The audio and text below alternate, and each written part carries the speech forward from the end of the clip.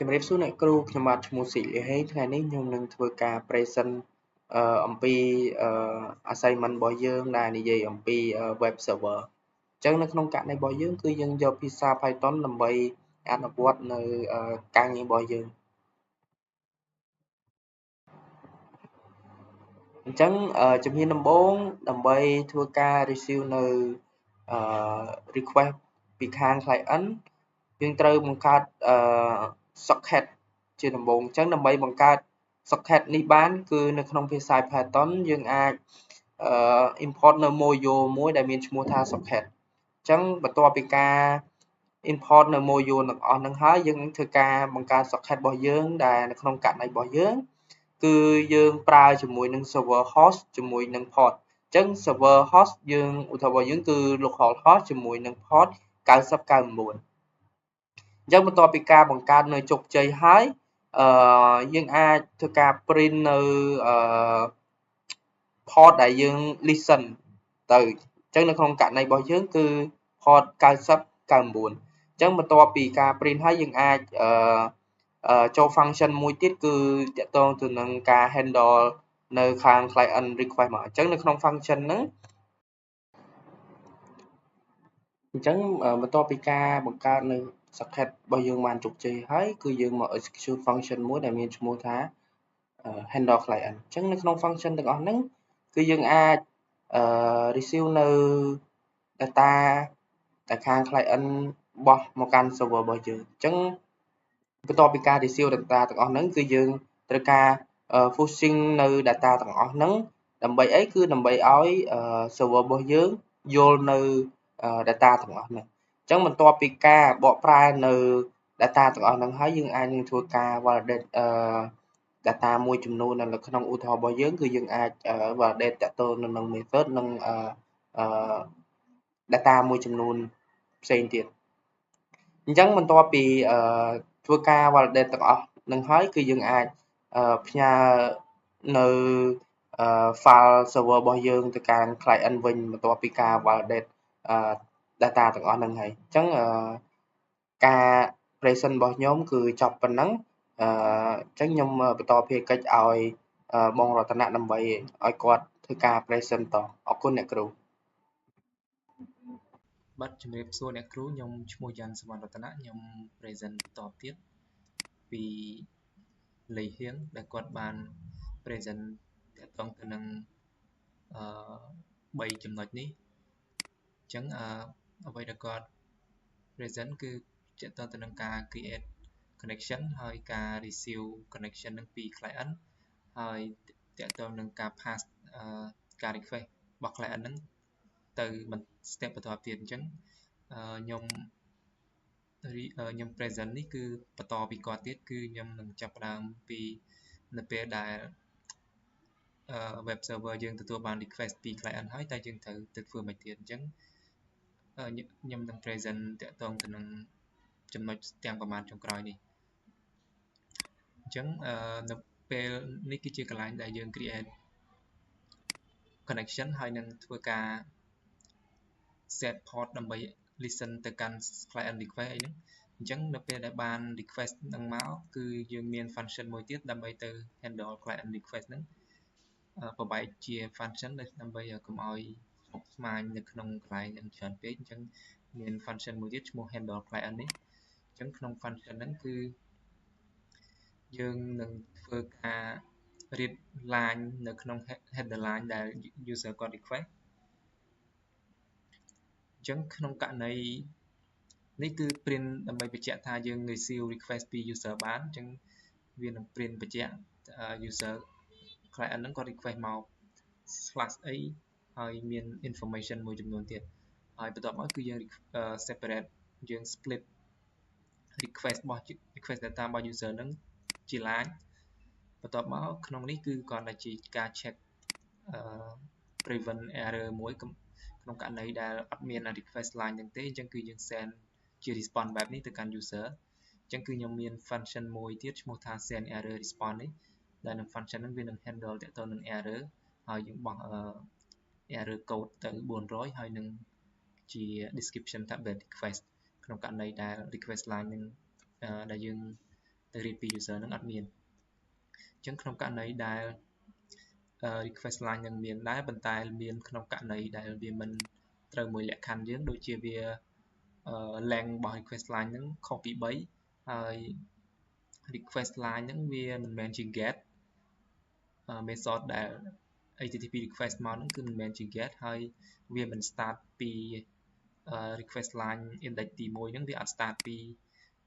slash អញ្ចឹងយើងក៏ send error response ដូចខាងលើដែរប៉ុន្តែបើពីចំណុចហ្នឹងអត់ចូលទេមានន័យថា user គាត់ request មកត្រឹមត្រូវអញ្ចឹង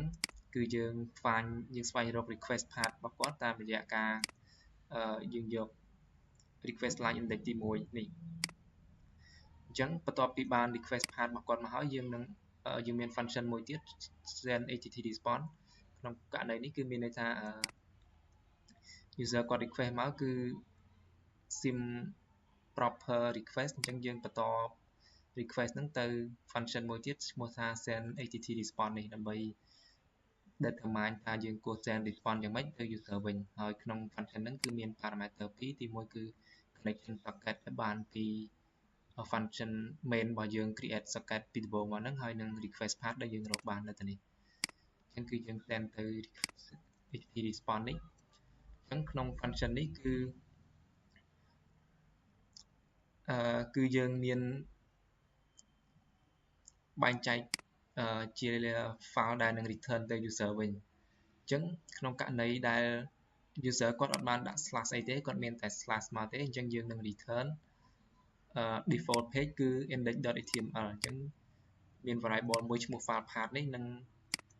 assign ឲ្យវាជា index.html អញ្ចឹងអានឹងគឺជា default page user គាត់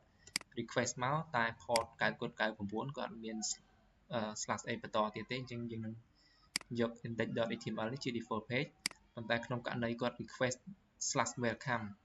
ឧទាហរណ៍ localhost 9999ហើយ /welcome អញ្ចឹងយើងនឹង return file path ជា welcome page ទៅឲ្យគាត់អញ្ចឹងគឺយើងមាន welcome.html មួយទៀតទៅឲ្យគាត់អញ្ចឹងនេះគឺមាន2 index.html នេះហើយនឹង welcome.html ហើយបន្ទាប់ពីយើង determine យ៉ាងនឹងបានហើយគឺយើងចាប់ផ្ដើមធ្វើការ response អញ្ចឹងនៅក្នុងការ response គឺនៅក្នុង block នេះអញ្ចឹងគឺមានអញ្ចឹងគឺយើង open file path ហ្នឹងហើយ ask f នេះបន្ទាប់មកយើងឲ្យ parameter content នេះជា f ហ្នឹង read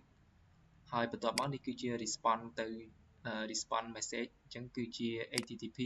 ហើយយើង response code 200ដោយសារវា success status okay ហើយ content type អញ្ចឹងនៅក្នុងការ determine content type នេះខ្ញុំអាច add code ដាក់ HTML ក៏បានប៉ុន្តែអត់ចង់ធ្វើអញ្ចឹងយើងមាន function មួយទៀតឈ្មោះថា get content type នេះដែលគ្រាន់តែជា function support នេះដើម្បី determine ថា file របស់យើងហ្នឹង content វាជាប្រភេទអីវាជាប្រភេទ text ជាប្រភេទ HTML JavaScript ឬក៏ជាប្រភេទ image អញ្ចឹងគឺគ្រាន់តែប៉ុណ្្នឹងទេអញ្ចឹងកន្លែងហ្នឹងនៅពេលដែល response ទៅ user content type វាគ្រាន់តែដាក់ជា text HTML អីប៉ុណ្្នឹងទេអត់មានអីសាំញ៉ាំទេហើយបន្ទាប់មកយើង encode វាទៅជា UTF-8 ហើយកន្លែងនេះគឺយើងនឹង send response របស់យើងពីpair ហ្នឹងទៅកាន់ user ចំណុចខាងក្រោមនេះក្នុងករណីដែល user គាត់ request មកហ្នឹងគឺវាមិនស្ថិតនៅក្នុង welcome ឬក៏មិនស្ថិតនៅក្នុង normal localhost 9999ទេអញ្ចឹងមានន័យថាគាត់អាចដាក់ slash អីផ្សេងដែលវាអត់ exist អញ្ចឹងបើវាអត់ exist គឺយើងនឹង send response 404ទៅកាន់ user តាម requirement នៅក្នុង assignment អញ្ចឹងក្នុងករណីវាអត់ exist យើង send error message នេះហើយជាមួយ code 404ជាមួយ message ប្រាប់ថា not found អានេះគឺគ្រាន់តែជាការ handle error message អញ្ចឹងនៅអញ្ចឹងចំណុចចុងក្រោយនេះគឺទៅមើល error message response អញ្ចឹងនេះគឺ function ដែលសម្រាប់ send message error ទៅមកអញ្ចឹងមុនហ្នឹងគឺមាន error 400ផងហើយ404ផងអញ្ចឹងក្នុង assignment គឺយើងផ្ដោតសំខាន់ទៅលើ404ក្នុងករណីដែល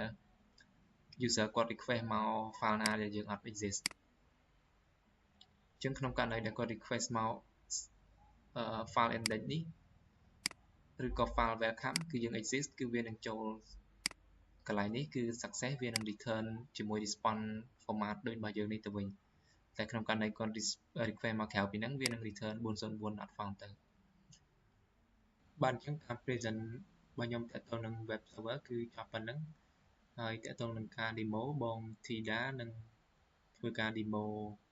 ពីការអនុវត្តជាក់ស្ដែងទៅលើ code ទាំងប្រមាណហ្នឹងអរគុណច្រើនអ្នកគ្រូជំរាបសួរអ្នកគ្រូនាងខ្ញុំឈ្មោះកៅធីតានឹងធ្វើការ demo ទៅលើ assignment web server អញ្ចឹងចំណុចទី1នាងខ្ញុំនឹងបង្ហាញទៅលើ client គាត់ request ទៅលើ web server ហ្នឹងដោយប្រើប្រាស់អាសយដ្ឋាន localhost/port 9099 ទី2ប្រសិនបើយើងប្រើ port ផ្សេងឬក៏យើងមានpage ដែលមិនបានបង្កើតនៅក្នុង code របស់យើងហ្នឹងឲ្យចេញ message error 404 not found ហើយចំណុចចុងក្រោយគឺយើងមាន welcome page មួយដែលយើងធ្វើការតេស្តទៅលើ welcome page នោះថាតើដំណើរការដែរឬអត់ចាអញ្ចឹងយើងចាប់ផ្ដើម demo ទាំងអស់គ្នាអញ្ចឹងនេះគឺជា code ដែលក្រុមគាត់បានធ្វើការសរសេរដោយប្រើប្រាស់ភាសា Python អញ្ចឹងគឺយើងមាន server host របស់យើងគឺយើងប្រើ localhost/port 9099 អញ្ចឹងអ្នកខ្ញុំក៏បាន run command Python .clear ឈ្មោះ web server.p បន្ទាប់មក server គឺគាត់ចាប់ផ្ដើម listen នៅលើ port ហ្នឹងឯងអញ្ចឹងបន្ទាប់ពី server កំពុងតែ listen នៅលើ port 9099យើង client យើងធ្វើការបើក web browser មួយដើម្បីធ្វើការ access ទៅលើ localhost ជាមួយនឹង port 9099នឹងមើលថាតើដើរឬអត់អញ្ចឹងនេះគឺខ្ញុំបានធ្វើការតេស្តរួចហើយគឺដំណើរការធម្មតាអញ្ចឹងគឺនឹង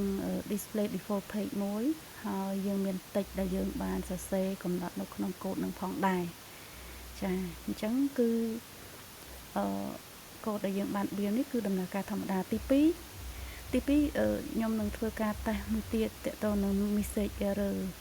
404 not found message error នេះដូចគ្នាអញ្ចឹងយើងបើកលើ page នេះដោយសារខ្ញុំបានធ្វើការតេស្តហើយអញ្ចឹងយើងបានជោគជ័យនៅលើការសេ code ហ្នឹងគឺនៅឃើញ message error ដូចដែលយើងបានកំណត់ផងដែរហើយចំណុចចុងក្រោយគឺយើងមាន skeleton code មួយសម្រាប់ web server របស់យើងបើថាយើងបានសរសេរ welcome page មួយអញ្ចឹងយើងធ្វើការសាកល្បងនេះខ្ញុំបានតេស្តដូចគ្នាអញ្ចឹង port យើង /welcome HTML ដែលយើងបានសរសេរហ្នឹងអញ្ចឹងគឺនឹងចេញ text ដែលយើងបាន input ចូលនឹងដូចគ្នាដូច្នេះការ demo របស់នាងខ្ញុំគឺចប់ត្រឹមប៉ុណ្ណេះចាអរគុណច្រើនអ្នកគ្រូជម្រាបលា